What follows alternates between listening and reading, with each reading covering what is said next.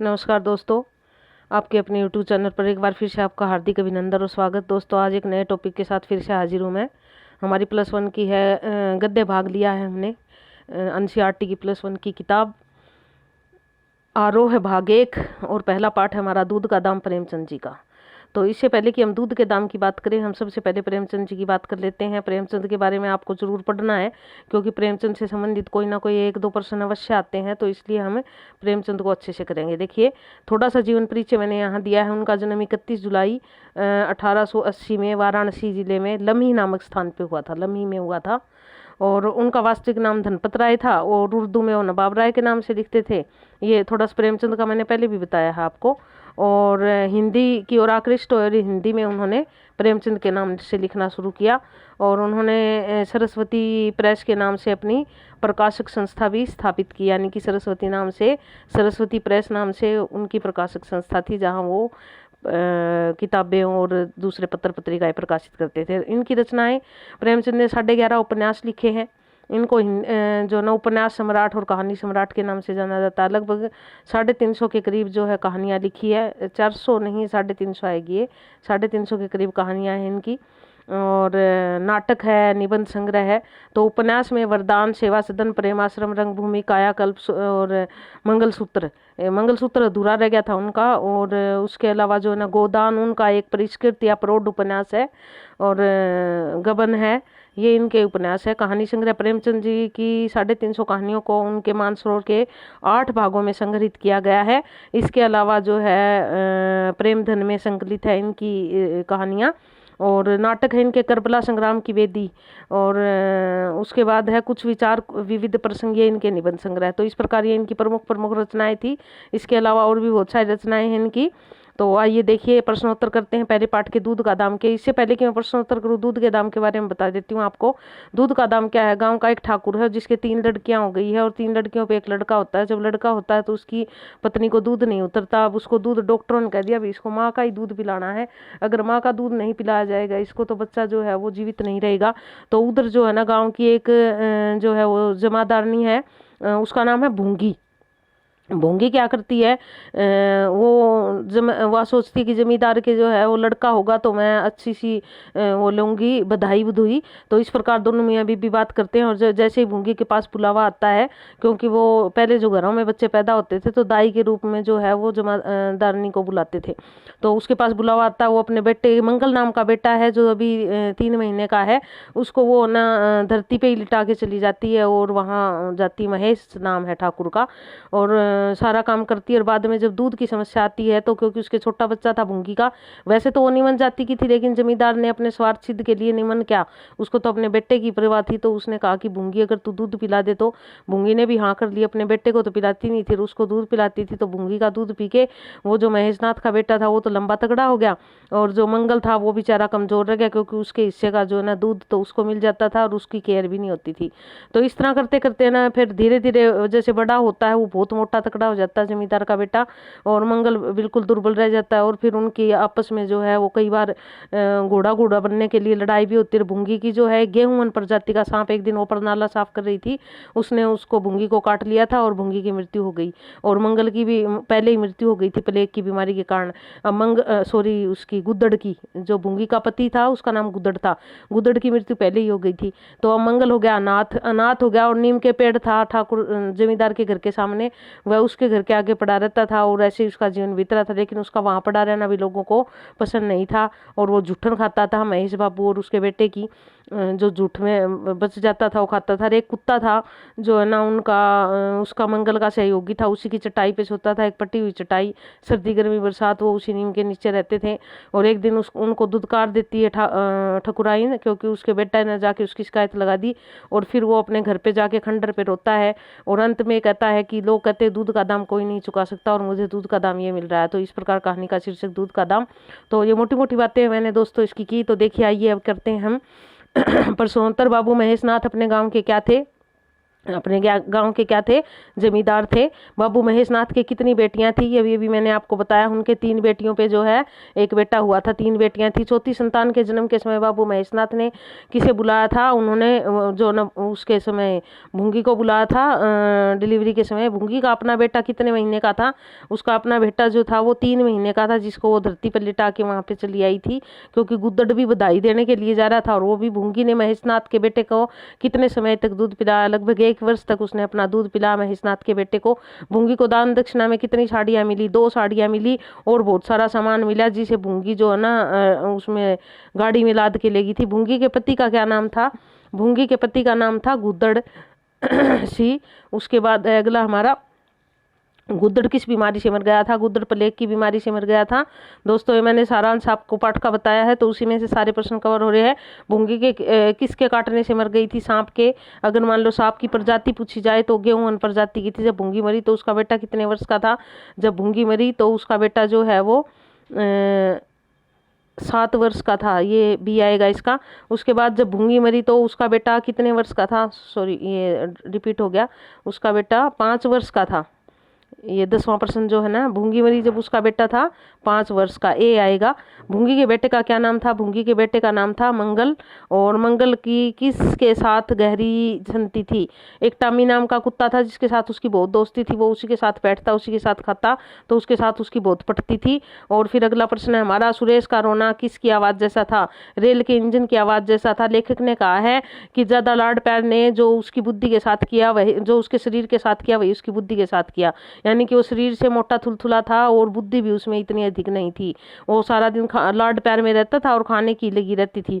जब वो रोता था जोर जोर का तो भोपू की तरह, रेल की इंजन की तरह उसकी आवाज़ आती थी। तो इस प्रकार का जिक्र लेखक ने किया है। तो देखिए ये, अब इसमें और भी प्रश्न बन सकते हैं हमारे, जैसे सुरेश ने माँ से क्या शिकायत की, सुरेश ने कहा कि मंगल ने मुझे छू लिया। जमींदार ना प्रायश्चित करने की बात किसने कही, कई लोगों ने कहा ना वो 1 साल का बच्चा हो गया, तब उनको कहा कि भैया आप प्रायश्चित करो। तो जो मोटेराम शास्त्री थे गाँव के पंडित, उन्होंने जमींदार को प्रायश्चित करने की बात कही। 1 साल तक तो फिर जमींदार ने कहा जो मेरे बेटे के रगों में जो खून दौड़ रहा है उसका प्रायश्चित कैसे होगा। जमींदार था इस कारण सारे लोग चुप हो गए, किसी ने जो न ज्यादा ध्यान नहीं दिया इस बात की तरफ। तो इस प्रकार जो है ये उस समय की जो है वो रूढ़ी परंपराएं था, उन पे भी एक करारा कटाक्ष है।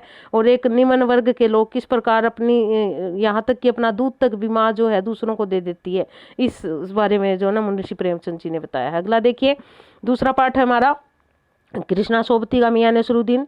अब कृष्णा सोबती के बारे में थोड़ा सा कर लेते हैं, मियां नसरुद्दीन को फिर देखेंगे। महिला कथा लेखिकाओं में अपनी विशिष्ट पहचान है कृष्णा सोबती की। इनका जन्म 18 जनवरी 1925 ईस्वी को पाकिस्तान के गुजरात नामक स्थान पर हुआ था। ध्यान रखना ये गुजरात पाकिस्तान का है। इनकी शिक्षा लाहौर, शिमला तथा दिल्ली में हुई थी। इनका संबंध दिल्ली प्रशासन के प्रौढ़ शिक्षा केंद्र से भी रहा है। इन्हें साहित्य अकादमी बहुत सारे पुरस्कारों से सम्मानित किया गया है। इन्हें साहित्य अकादमी पुरस्कार, हिंदी अकादमी, शिरोमणि सम्मान आदि पुरस्कारों से सम्मानित किया गया है। इन्हें साहित्य अकादमी ने 72 सदस्यता भी प्रदान की है, यानी कि साहित्य अकादमी की ये सदस्य भी है। उसके बाद अगला है हमारा कथा लेखिकाओं में कृष्णा सोबती का प्रमुख स्थान तो है ही। इन्होंने कहानियाँ, उपन्यास, रेखा चित्र आदि लिखे हैं और यथार्थ के धरातल पर खड़े होकर इन्होंने लिखा। भारत पाकिस्तान के विभाजन, नारी शक्ति आदि इस प्रकार के मार्मिक टॉपिक उठाए हैं इन्होंने। इनकी रचनाएं बहुत इंपॉर्टेंट है दोस्तों, याद रखना आप, एक आदि जरूर आ जाती है। जिंदगी नामा उपन्यास, दिलो दानिश की समय सरगम, सारी इंपॉर्टेंट है। मित्रों मरजानी, डाल से बिछड़ी, बादलों के घेरे, सूरजमुखी अंधेरे के, और संस्मरण, शब्द चित्र, शब्दों के आलोक में हम हसमत, ये इनके संस्मरण और शब्द चित्र है, जिसको रेखा चित्र या शब्द चित्र कहेंगे हम। तो इस प्रकार इनकी रचनाएं हैं। चलिए दोस्तों अब मियां नसरुद्दीन की बात कर लेते हैं। इससे पहले कि ये प्रश्नोत्तर शुरू करें, मियां नसरुद्दीन जो है वो क्या है, एक बूढ़े व्यक्ति है जो रोटी बनाने का, नान बाई कहते हैं, और रोटी पकाने का काम करते हैं। वो कहते हैं 56 प्रकार की रोटी बनाते हैं, अलग अलग रोटियों के नाम देते हैं और अपने बाप दादा का जिक्र करते हैं कि वो भी यही काम करते थे। और जब लेखिका वैसे है ना अनायास ही उधर से गुजर रही थी तो उन्होंने पटपट की आवाज़ सुनी, तो उसने सोचा कि कोई सेवियां बना रहा है, लेकिन जब जाके देखा तो वहाँ रोटी बन रही थी। तो उसने मियां नसरुद्दीन से पूछना चाहा, लेकिन मियां नसरुद्दीन अलग ही मिजाज के व्यक्ति थे। वो अपनी कला को, अपनी रोटी बनाने की कला को ही बहुत सब कुछ मानते थे और बड़े शाही अंदाज में जो है ना वो बैठे हुए थे वहाँ पे। मसीही अंदाज कहा लेखक ने उनके बैठने का। और उन्होंने कहा कि पेशानी पर उम्र के उभरे हुए भाव और चारपाई पर बैठे बीड़ी का मजा ले रहे थे। इस प्रकार थोड़ा सब चित्रांकित किया लेखिका ने। लेखिका अपनी सहयोगी के साथ थी। लेखिका ने बहुत सारी सवाल पूछे उनसे, तो वो सारी बातें बताते हैं और कौन सी रोटी बनाते हैं और इसमें उन्होंने महारत कैसे हासिल की है, सारा कुछ इस पाठ में बताते हैं। तो मियां नसरुद्दीन के बारे में पाठ हमारा। उसके बाद मियां नसरुद्दीन किस कला में निपुण थे? वो रोटी पकाने की कला में निपुण थे।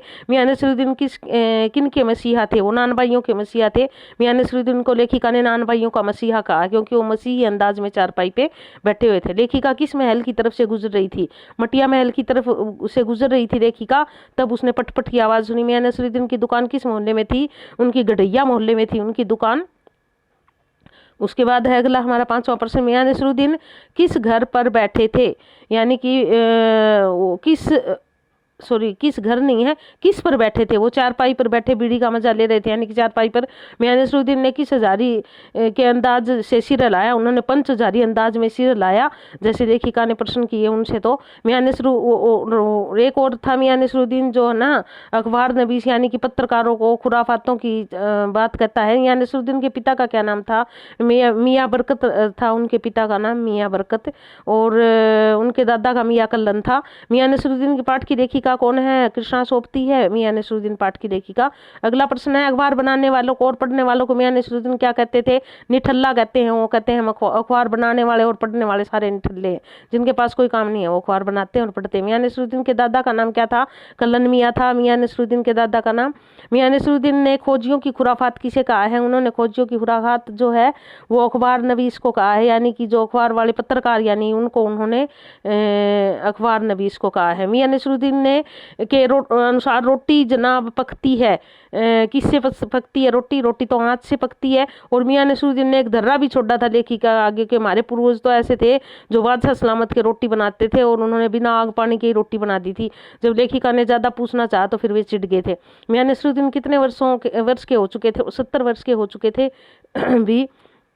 मियां नसरुद्दीन के पिता की मृत्यु किस उम्र में हुई थी? उनके पिता की मृत्यु 80 साल की उम्र में हुई थी। मियां नसरुद्दीन बड़े शाही अंदाज में बात लेखिका को बताते हैं।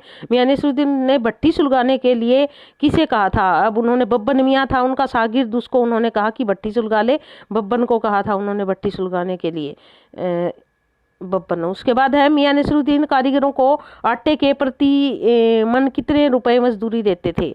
अब वो प्रति मन जो ना आटे के अपने कारीगरों को 2 रुपए और जो मैदा थे उसके 4 रुपए देते थे। उसके बाद है अगला हमारा, मियां नसरुद्दीन कारीगरों को मैदे के प्रति मन कितने रुपए देते थे? मैदे के वो 4 रुपए देते थे, 4। उसके बाद मियां ने रुखाई से जैसे क्या काट दी? जैसे फांकी काट दी उसने, यानी कि बिल्कुल रूखा व्यवहार किया। जब उनके पूर्वजों के बारे में लेखिका जानना चाह तो तुन की रोटी किससे भी ज्यादा महीन होती है?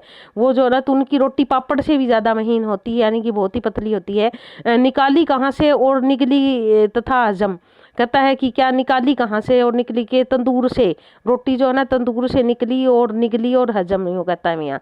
उसके बाद मियां नसरुद्दीन कितनी प्रकार की रोटियां बनाने में मशहूर थे? वो 56 प्रकार की रोटियां बनाने के लिए मशहूर थे। मियां नसरुद्दीन का चेहरा किसकी मार से पका हुआ था? मौसमों की मार से पका हुआ था उनका चेहरा।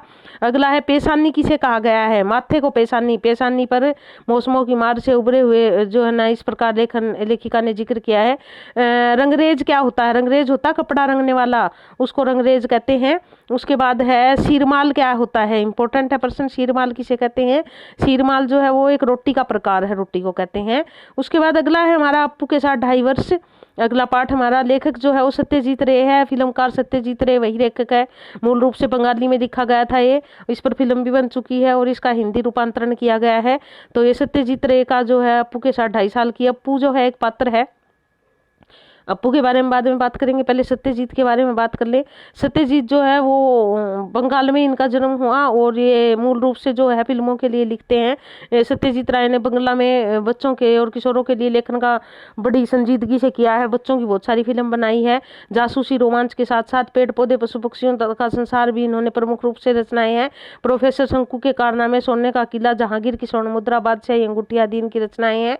और इनकी फिल्म है अपराजिता, पथेर पांचाली, अप्पू का संसार, जल सागर और देवी, चारुलता, और महानगर, गोपी गाय ने बाका बायरे, ये बंगला में बनी है सारी, और शतरंज के खिलाड़ी, सदगति, है हिंदी की फिल्में इनकी।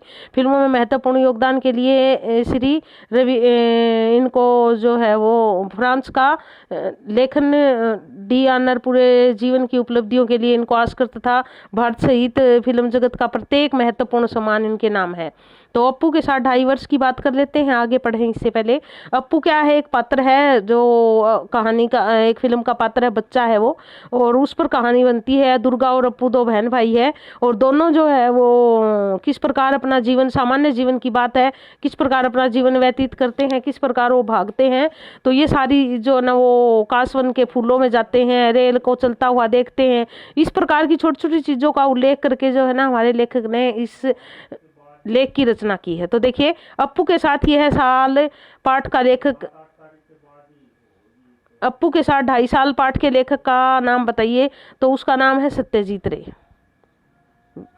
क्या है, बी, सत्यजीत रे। सत्यजीत रे का जन्म कब हुआ था? 1921 में इनका जन्म हुआ था। और सत्यजीत राय का जन्म कहाँ हुआ था? कोलकाता, बंगाल में इनका जन्म हुआ था, यानी कि कोलकाता आएगा यहाँ पे। भारत सरकार ने सत्यजीत राय को किस सम्मान से सम्मानित किया है? भारत रत्न से, यानी कि भारत का सर्वोच्च सम्मान जो है उनसे इनको सम्मानित किया गया है। सत्यजीत राय की प्रसिद्धि हिंदी फिल्म सदगति से हुई, बहुत ही फेमस हुए सदगति हिंदी फिल्म से इनको प्रसिद्धि मिली। सत्यजीत राय द्वारा निर्देशित पहली बांग्ला फिल्म कौन सी है? पथेर पांचाली फिल्म है पहली इनकी। उसके बाद है अगला, अप्पू के साथ 2.5 साल साहित्य की कौन सी विधा के में लिखा गया है? तो ये जो है एक संस्मरण है कि वो 2.5 साल में वो फिल्म पथेर पांचाली बन के तैयार हुई थी। तो उसका जो पात्र था अप्पू, उसके साथ 2.5 साल किस प्रकार बिताए उन्होंने। अप्पू के साथ 2.5 साल संस्मरण किस फिल्म के अनुभवों से आधारित है? पथेर पांचाली फिल्म के अनुभव पर आधारित है। पथेर पांचाली फिल्म की शूटिंग का काम कितने साल तक चला? 2.5 साल तक चला उसकी शूटिंग का काम। पथेर पांचाली की शूटिंग के समय लेखक के साथ पर्याप्त क्या नहीं था? पर्याप्त धन नहीं था, यानी कि पैसा नहीं था। वो विज्ञापन कंपनी में काम करते, धन कमा के लाते, और जब इकट्ठा हो जाता तब वो फिल्म बनाते थे। अप्पू की भूमिका के लिए कितने वर्ष का लड़का नहीं मिल रहा था? उनको एक 6 साल का लड़का चाहिए था जो नहीं मिल रहा था। उसके लिए बहुत सारे लोगों के ऑडिशन दिए। एक बार तो एक लड़की आ गई और बाल कटवा के अभी ताजा ताजा पाउडर वगैरह डाल रखा था। जब उससे पूछा गया तो पता चला कि वो लड़की है। नाजुक आवाज में बोलने वाले का नाम क्या था? वो नाजुक आवाज में बोलने वाली लड़की का नाम था टिया। उसके बाद है, कौन बनर्जी पथेर पांचाली में अप्पू बना था? उनके पड़ोस का ही लड़का था सुबीर बनर्जी, जो पथेर पांचाली फिल्म में अप्पू बना था। इंदिरा ठाकुराइन की भूमिका निभाने वाली चुन्नी बाला कितने वर्ष की थी? 80 वर्ष की थी चुन्नी बाला। और भगवान का यह अच्छा वो रहा संयोग कि वो सही सलामत रही 2.5 साल तक। पालसीट गांव कलकत्ता से कितने दूर है? पालसीट गांव जहां ये शूटिंग हो रही थी वो कलकत्ता से 70 किलोमीटर दूर है। उसके बाद दुर्गा के पीछे दौड़ते हुए अप्पू किस फूलों के वन में पहुंचता है? वो कासवन फूलों में भूलता है। कास फूलों में, कासवन के फूल है ये, वह सफेद धरातल है उनका, मतलब सफेद रंग के है वो। भूलों की भूमिका के लिए कितने कुत्तों ने काम किया था? 2 ने किया था। एक मर गया था, फिर दूसरा कुत्ता लाए और वो उससे मिलता जुलता था, लेकिन फिल्म में जो ट्रिक अपनाई गई थी किसी को पता भी नहीं चला कि ये दूसरा कुत्ता है। उसके बाद अप्पू की माँ का नाम क्या था? सर्वजया था अप्पू की माँ का नाम, सर्वजया। और शूटिंग की दृष्टि से कौन सा गांव अधिक उपयुक्त था? बोडाल गांव जो है वो अधिक उपयुक्त था, वहाँ पे अच्छी लोकेशन मिल जाती थी इनको। भूपेन बाबू क्या देखकर सहम गए थे? साउंड रिकॉर्डर है यहाँ भूपेन बाबू। एक दिन साउंड रिकॉर्डिंग हो रही थी तो लेखक ने उससे पूछा ओके, तो उनकी कोई आवाज़ नहीं आई। जब उन्होंने झाँक कर देखा तो देखा कि अंदर एक बहुत बड़ा सांप है। सांप देखकर सहम गए थे। हिटलर कहाँ का तानाशाह था? जर्मनी का तानाशाह था हिटलर। तो चर्चिल, एक वहाँ पर पागल आदमी होता जहाँ शूटिंग करते, वो हिटलर और चर्चिल का नाम लेता है और उनको गालियां निकालता है, तो इसलिए हिटलर और चर्चिल का जिक्र है यहाँ पे। चर्चिल किस देश के प्रधानमंत्री थे? वो ब्रिटेन के प्रधानमंत्री थे चर्चिल। और ये दूसरे विश्व युद्ध की बात है उस समय की। अब्दुल गफ्फार खां को किस गांधी के नाम से जाना जाता था? उसको सीमांत, बहुत ही इंपॉर्टेंट प्रश्न है, सीमांत गांधी के नाम से जाना जाता था। राजकीय मुद्दों पर भाषण देने वाला इनका पड़ोसी था एक, कौन था? एक धोबी था जो किसी भी टॉपिक पे जो नेतागिरी करता था और भाषण देने शुरू कर देता था।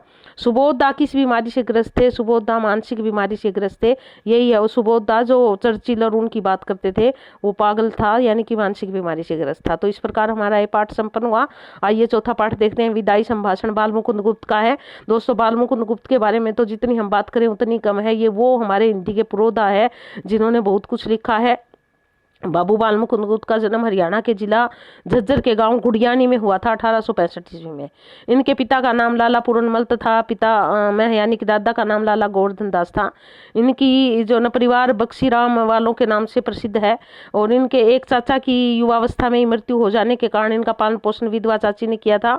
और 15 वर्ष की छोटी सी आयु में इनका विवाह है रेवाड़ी में हो गया था। गुप्त जी अपने समय में कुशल संपादक भी रहे हैं। इन्होंने संपादन कार्य भी किया है और विनोद प्रिय लेखक भी रहे हैं, यानी कि चुटीले निबंध लिखे हैं इन्होंने उर्दू के 2 पत्रों अखबार चुनार तथा कोहिनूर का संपादन किया है। बहुत ही इंपॉर्टेंट है अखबार चुनार और कोहिनूर का संपादन करने वाले।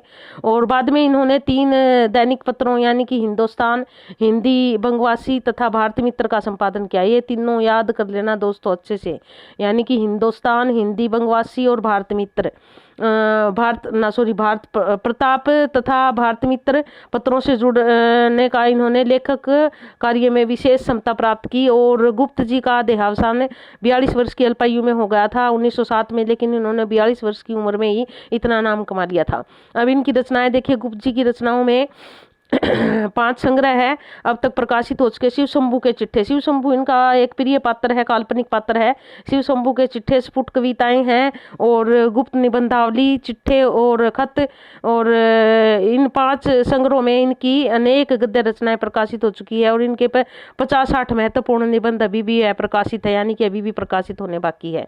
तो इस प्रकार ये हमारा जो है गुप्त जी का जीवन परिचय था। विदाई संभाषण की यदि बात करें हम, तो ये है ना 1905 का बंगाल विभाजन हुआ था और लॉर्ड कर्जन जो है ना 2 बार यहाँ का वायसराय बना था भारत का। पहले बंगाल के वायसराय बनते थे, बाद में जो है वो सारे बंगाल वाले ही सारे भारत के बनने लगे। तो ये 2 बार बना, 1899 से 1904 और 1904 से 1905। जब ये 1905 में बंगाल विभाजन किया तो इसकी बड़ी थू थू हुई और उसके बाद इसको भारत से जाना पड़ा। कहते हैं कि यहाँ से जब लॉर्ड कर्जन गया तो उसके यहाँ इतने ऐशो आराम से रहता था और वहाँ लंदन में जाके उसकी बहुत ही ज़्यादा दुर्गति हुई। तो लेखक कहता है कि 8 लाख बंगालियों ने उस समय गिड़गिड़ा के इससे पैरों में भीख मांगी थी कि बंगाल का विभाजन ना कर, लेकिन इसने बिल्कुल नहीं मानी वो बात है। और कहते हैं तब तो ये अपने आप को भगवान मानता था, लेकिन जब यहाँ से जो ना गया इस तरह से, तो कहते भारतीय तो बड़े नम्र हृदय होते हैं, वो तो ऐसे दुष्ट की विदाई पर भी जो है शोक मनाते हैं। तो इसी प्रकार का कुछ निबंध है ये। विदाई संभाषण पाठ के लेखक का नाम बताइए। लेखक तो हमारे बाल मुकुंद गुप्त ही है। उसके बाद बाल मुकुंद गुप्त का जन्म कब हुआ था? 1865 ईस्वी में उनका जन्म हुआ था, डी आएगा इसका। उसके बाद अगला है हमारा बाल मुकुंद गुप्त का जन्म कहाँ हुआ था? गुड़ियानी, रोहतक डिस्ट्रिक्ट में गुड़ियानी गांव में हुआ था। बाल मुकुंद गुप्त राष्ट्रीय नवजागरण के में सक्रिय क्या थे? अब वो क्या सक्रिय पत्रकार थे, वो एक यानी कि ए आएगा। ये ध्यान रखना, बहुत ही इंपॉर्टेंट प्रश्न है। वो पत्रकार थे एक क्योंकि उन्होंने कई पत्रिकाओं का संपादन भी किया है। बाल मुकुंद गुप्त का निधन कब हुआ था? 1907 में उनका निधन हो गया था अल्पायु में ही। आप इस देश से अलग होते हैं, काज से क्या है, यहाँ से भगाए जाते हैं, यानी कि यहाँ से विदा किए जाते हैं। उसके बाद है लेखक के अनुसार वायसराय और इस देश के निवासियों के बीच कौन सी शक्ति है? वो तीसरी शक्ति है। वो तीसरी शक्ति जो है ना लेखक ने 2 रूपों में कहा है, एक तो इंग्लैंड की महारानी विक्टोरिया और एक भगवान। तो उसके बाद लॉर्ड कर्जन भारत में कितनी बार आए थे? वो 2 बार वायसराय बने थे भारत के। अभी थोड़ी देर पहले मैंने बताया। बिछड़ने के समय वैर भाव छूटकर किस रस का आविर्भाव होता है? शांत रस का आविर्भाव होता है या करुण रस का आविर्भाव होता है? लेकिन लेखक ने कहा है यहाँ वैर भाव छूटकर शांत रस का आविर्भाव होता है, यानी कि मन में जो है हम पुरानी बातों को भूल जाते हैं और नई बातों को सोचने लगते हैं। उसके बाद अगला है हमारा प्रश्न, लॉर्ड कर्जन दूसरी बार भारत आने पर कहाँ उतरे थे? वो बम्बई में उतरे थे दूसरी बार जब भारत आए थे और बड़े ठाठ से आए थे वो तो यूँ सोच रहे थे कि मैं ही सब कुछ बना सकता हूँ। लॉर्ड कर्जन इस देश में क्या फैला रहे थे, अशांति फैला रहे थे, इसी कारण उनकी आलोचना हुई थी। और उसके बाद अगला प्रश्न, लॉर्ड कर्जन ने भारतवासियों को गर्म तवे पर किसके समान नचाया? पानी की बूंद जिस प्रकार गर्म तवे पे नाचती है, इस प्रकार लॉर्ड कर्जन ने भारतीयों को नचाया। उसके बाद लॉर्ड कर्जन और उसकी लेडी की कुर्सी किसकी थी? सोने की थी उनकी कुर्सी, और राजा की चांदी की होती थी। उसके बाद जुलूस में लॉर्ड कर्जन किस पर सवार थे? जो जुलूस में जो है वो लॉर्ड कर्जन हाथी पर सवार थे, ये आएगा इसका।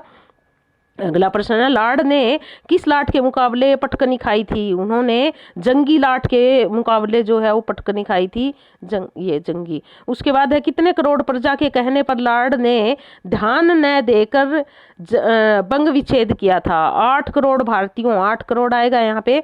उसके बाद है अगला हमारा, किसके हाथ में संचालन की बागडोर हो, यह वह कहलाता है?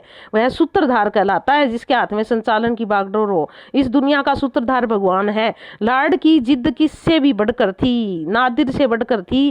कहते हैं जब नादिर ने 1739 में दिल्ली में कत्लेआम किया था, वो भी मान गया था जब रंगीले ने जो है वो माफी मांगी थी और समर्पण कर दिया था। लेकिन लॉर्ड की जिद तो उससे भी बड़ी थी। दिल्ली में कत्लेआम किसने किया था? नादिर शाह ने किया था दिल्ली में कत्लेआम।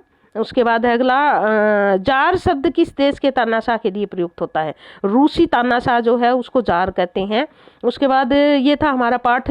अगला पाठ है हमारा गलता लोहा, शेखर जोशी इसके लेखक। गलता लोहा क्या है दोस्तों? यहाँ पे एक मध्यम वर्गीय परिवार का बच्चा, पहले शेखर जोशी को देख लेते हैं। हिंदी साहित्य की नई कहानी आंदोलन के प्रमुख कहानीकार शेखर जोशी का जन्म 1932 कोलमाड़ा उत्तराखंड में हुआ था। 20वीं शताब्दी के छठे दशक में हिंदी साहित्य जगत में एक साथ कई युवा कहानीकारों ने अलग अलग ढंग की कहानियां लिखी। धीरे धीरे इन्हीं कहानियों से मिलती जुलती अनेक कहानियां लिखी जाने लगी, और इस प्रकार जो है इसी में इनका महत्वपूर्ण योगदान रहा। वास्तविकता के धरातल पर खड़े होकर ये कहानियां लिखते थे। कहानीकार शेखर जोशी की रचनाओं में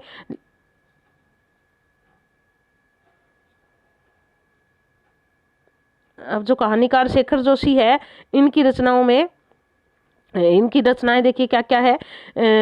कोशिका घटवार,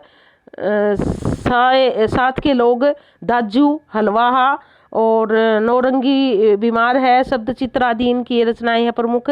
उसके बाद जो है इनका जो पाठ है गलता लोहा, इसके बारे में थोड़ी सी बात कर लेते हैं।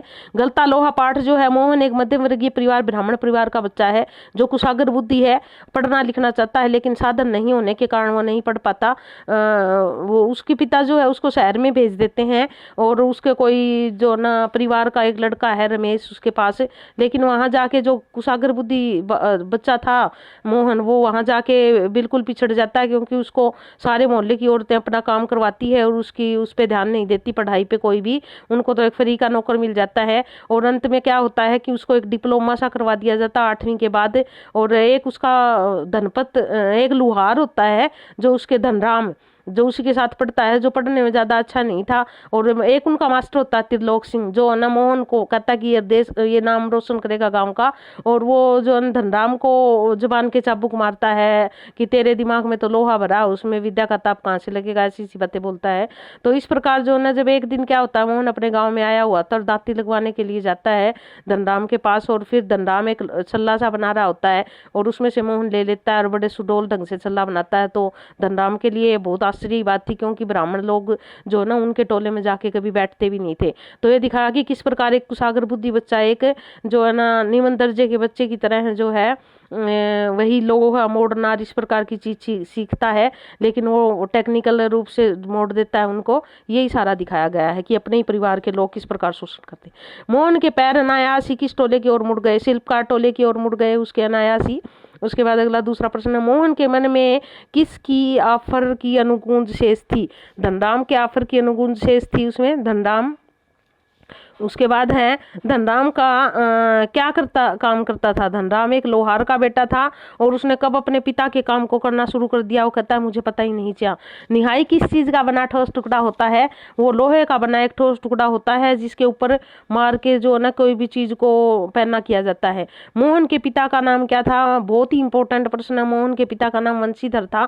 वंशीधर ने कहाँ जाकर चंद्रदत्त जी के लिए ये दुर्दि पाठ करना था? उन्होंने गंगा नाथ जाकर जो ना गणनाथ जाकर उनको रुद्री पाठ करना था। ये आएगा कितने मील की सीधी चढ़ाई अब वंशीधर के बुत्ते की, यानी कि उसके बस की नहीं थी। 2 मील की सीधी चढ़ाई थी जहां वो अपने यजमानों के पाठ करने जाता था, वो उसके बस की नहीं थी। मोहन हसुए की धार बनवाने के लिए किसके पास जाता है? वो धनराम के पास जाता है हसुए की धार बनवाने के लिए। हसुआ मतलब दरांती जिसको बोलते हैं। मोहन के प्रारंभिक विद्यालय के अध्यापक कौन थे? उनके जो गांव का अध्यापक था वो मास्टर त्रिलोक सिंह था। किसकी दुकान में से हुक्के का आखिरी कस खींच कर मास्टर जी ने जो है विद्यालय आते थे? अब वो गोपाल सिंह की दुकान पे बैठते थे और स्कूल में सारा काम जो ना मोहन करवाता था, प्रार्थना वगैरह, वो वहाँ बैठ के हुक्का पी के आते थे। गलता लोहा पाठ के लेखक का नाम बताइए। शेखर जोशी है गलता लोहा के पाठ का नाम। उसके बाद शेखर जोशी का जन्म अगला प्रश्न है, शेखर जोशी का कौन सा सम्मान मिला? उन्हें पहल सम्मान से सम्मानित किया गया। उसके बाद है, धनराम को मास्टर जी की किस चीज का डर रहता था? उनको मास्टर जी की छड़ी का डर रहता था, क्योंकि मास्टर जी जो ना जिसको दंड देते थे उसी से छड़ी मंगवाते थे, उसी के मारते थे। मास्टर त्रिलोक सिंह का चहेता शिष्य कौन था? मोहन था उनका चहेता शिष्य, क्योंकि मोहन कुशाग्र बुद्धि था। धनराम ने किस कक्षा तक विद्यालय का मुंह देखा? 3री कक्षा तक गया वो विद्यालय में। वंशीधर ने मोहन को पढ़ने के लिए लखनऊ किसके पास भेजा था? उनके परिवार का एक चचेरा भाई था रमेश, उसके पास भेजा था। रमेश मोहन को क्या समझता था? रमेश मोहन को एक फ्री फंड का नौकर समझता था। उसके बाद है, मोहन ने कहाँ तक पढ़ाई की? मोहन सिर्फ 8वीं दर्जे तक पढ़ा, आगे उसका एडमिशन ही नहीं कराया। बाद में बड़ी मेहनत करने के बाद उसको एक टेक्निकल ITI में डाल दिया गया। मोहन धनराम ने किस पर धार लगवाने गया था? वो हसुए पे धार लगवाने गया था धनराम के पास। मोहन की आंखों में किसकी चमक थी? एक सर्जक की चमक थी उसकी आंखों में। उसके बाद है अगला, 8वीं कक्षा की पढ़ाई के बाद मोहन को कहाँ भर्ती कराया गया? उनको तकनीकी स्कूल में भर्ती कराया गया, यानी कि ITI में। धनराम को जब वंशीधर ने मोहन के बारे में पूछा तो उन्होंने उसे कहाँ काम करते हुए बताया? उन्होंने कहा कि वो सेक्रेटरीट में काम कर रहा है, क्योंकि उसने तो एक झूठी बात पाल रखी थी। और इस प्रकार जो है हमारा ये पाठ पूरा हुआ। तो दोस्तों, पूरी वीडियो देखने के लिए धन्यवाद। अगर वीडियो पसंद आती है तो इसको सब्सक्राइब करें और शेयर ज़रूर करें और लाइक अवश्य करें, क्योंकि आपके लाइक पे ही मेरा प्रोत्साहन होता है, और आप लाइक करते हो तो मुझे बड़ा अच्छा लगता है। धन्यवाद।